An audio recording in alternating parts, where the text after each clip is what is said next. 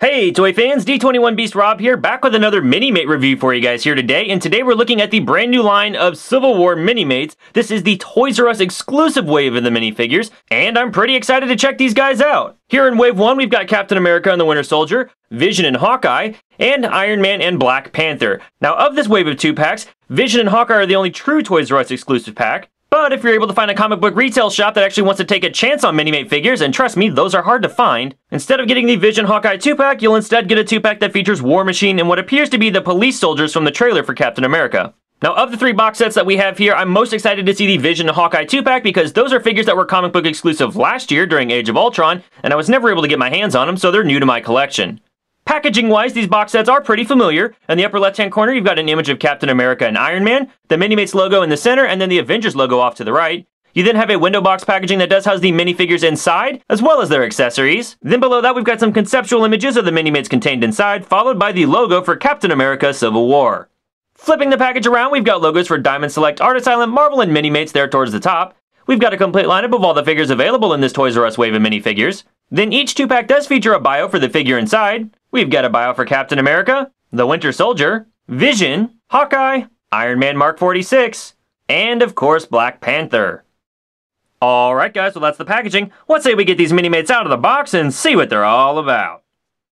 Alright toy fans, here we have these Minimates out of the packaging and these guys look pretty fantastic. I've got a couple of minor gripes about a few of the characters that we'll look at in just a moment, but let's get things started by taking a look at Black Panther.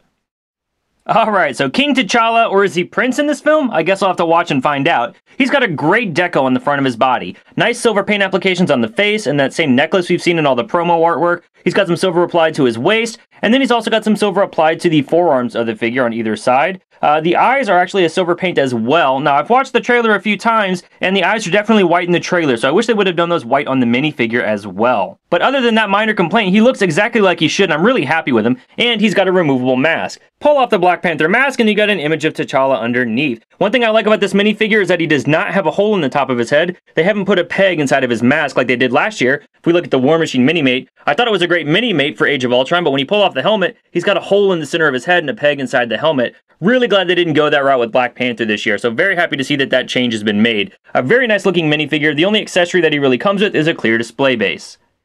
Next up, we've got the Iron Man Minimate figure, and he has a ton of great detail on his figure, painted all over his body. Nice sculpted detail on the gauntlets as well as the boots.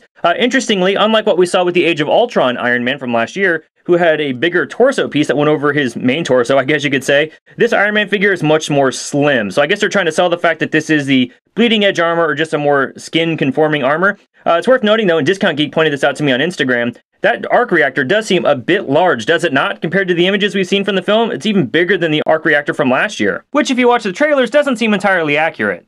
Now, if you guys read the weekly Ask DST blog I constantly go on about, fans have been asking Diamond Select Toys why all of the MCU Minimate figures tend to have blank expressions on their face. I'll show you what I mean here. With Age of Ultron, if we pull off the Iron Man helmet, underneath you'll see it's just a sort of straight-faced Tony Stark head. So, Diamond Select actually took that criticism into play, I suppose, when they designed the minifigures for Captain America Civil War, and when you pull off the helmet for this Iron Man figure, we get a much more expressive Tony Stark face, and I really love that. He's got a nice screaming expression, but given that this is Captain America Civil War, while I do appreciate having a different head sculpt from what we had previously, or different head print rather, I kind of wish that this Tony Stark head had a black eye. I mean, that's kind of a signature of the trailers that we've seen so far. Minor gripe there, wish they would have done that differently. Also, if we look at the actual helmets for these Iron Man figures, you'll see here that the helmet on the left is actually the Captain America Civil War Iron Man. It's got a bit of paint slab coming down the front, and the eyes are a little more pinkish than they are on the Age of Ultron helmet that has much more white eyes.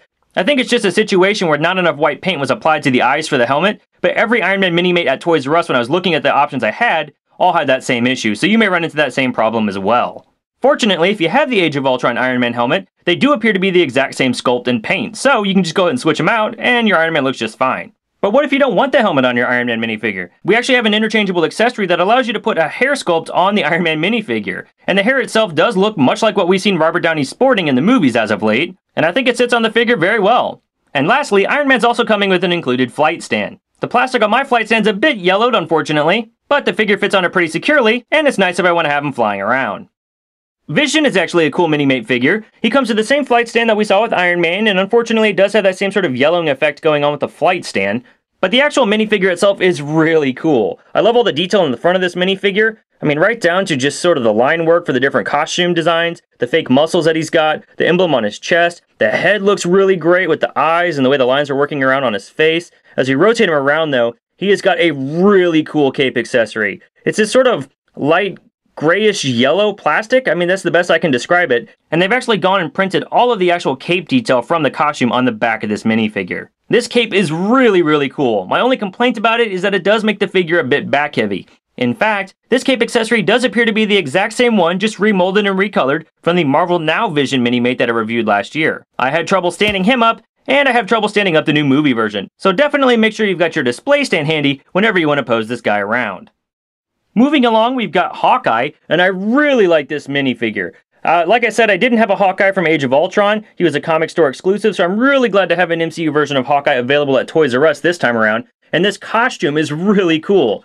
Gone are the Ultimate Comics influenced outfit that he had in the first couple Avenger movies, and now he's wearing something that looks much more like a modern version of, well, what he was wearing in the comics up until he actually switched to the purple t-shirt that he had during the all-new Hawkeye run. So a pretty cool looking costume. He's got probably one of the better bow accessories I've seen for a Minimate Hawkeye figure, and you can clip the arrow into it. He's got a quiver that definitely looks like the MCU version of the Hawkeye quiver. If they're changing that for Civil War, it doesn't appear that they've updated the actual quiver accessory for the Minimates. He's got 3 arrows that actually slip into the back of it. Same arrow accessories that we've seen on previous Hawkeye Minimate figures. He's got a side holster, the same sort of pocket that we've seen on Black Widows, or really any sort of militaristic character that needs to hold a pistol, and that pistol is removable, just a black plastic. Fits in the figure's hand very comfortably. The face detail looks pretty nice, and the hair sculpt's pretty nice. Overall, Hawkeye's a really solid minifigure.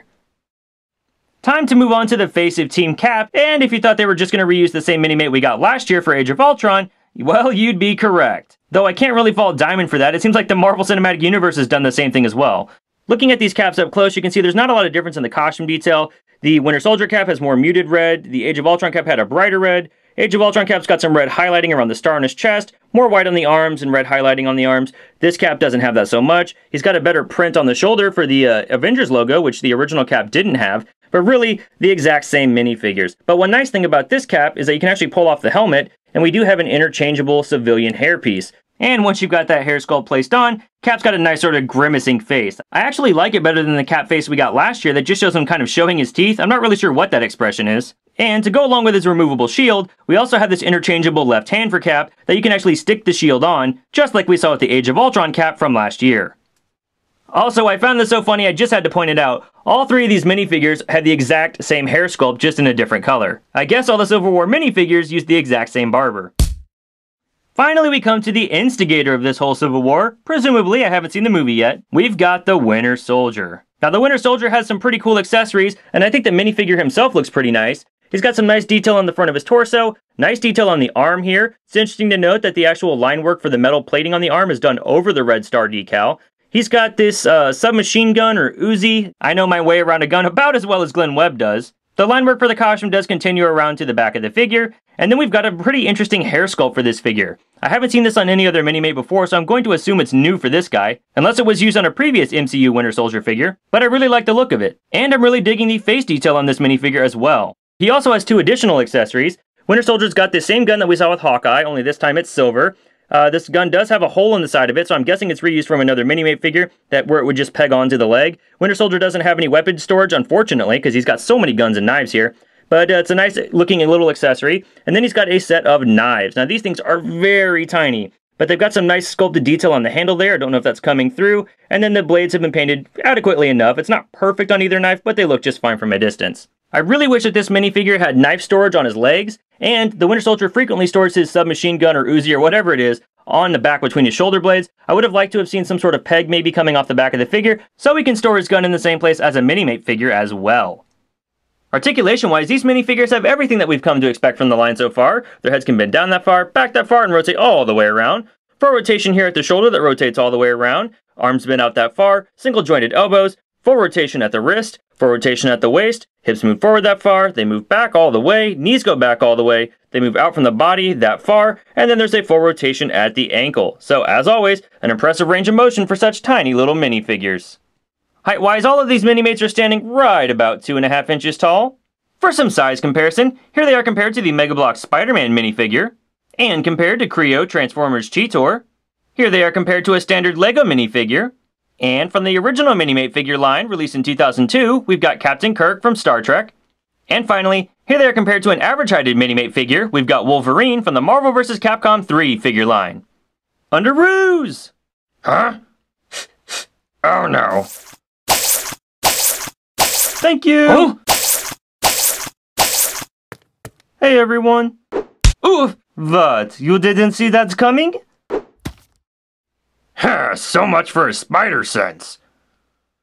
Alright, toy fans, well that's my review of the Toys R Us exclusive wave of Captain America Civil War Minimates Series 1, available in 2016.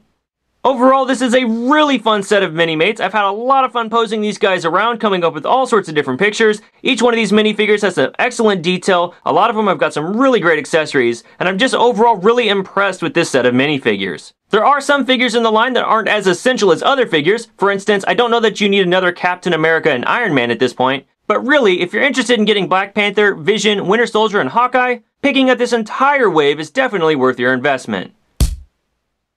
Well, thanks for watching this review, toy fans. I hope you enjoyed it. What team are you on, Team Cap or Team Iron Man? And which Minimate 2-pack do you think was the best one of this series? After all is said and done, I think I still really like the Hawkeye and Vision 2-pack the best. And speaking of likes, if you guys appreciate the up-close look I've just given you at these minifigures, be sure to give this video a big thumbs up and let me know you appreciate what I'm doing. And I'll see you guys next time.